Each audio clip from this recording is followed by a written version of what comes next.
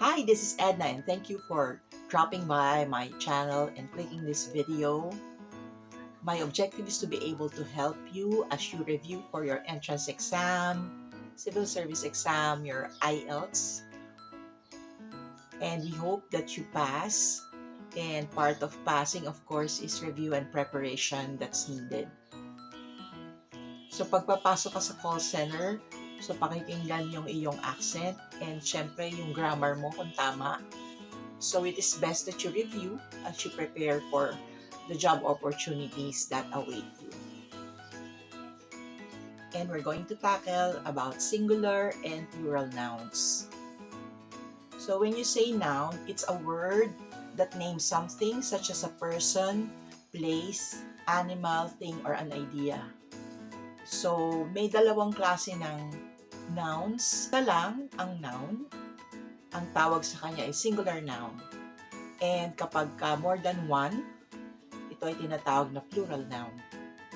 So, for example, ng singular nouns, we have ballpen, phone, fan, book, chair, flashlight, shirt, girl, school, bus, tomato, door, dress. We're now going to talk about plural nouns. So plural nouns mean nouns that are more than one. So for example, we have ballpens, phones, fans, books, chairs, flashlights, shirts, girls.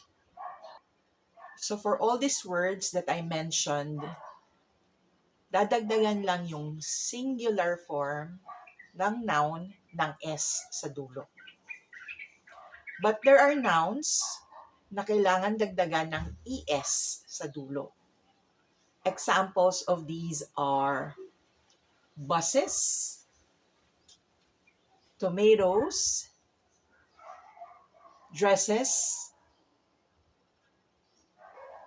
and foxes. So you see, hindi lang S ang dinagdag sa dulo, ES.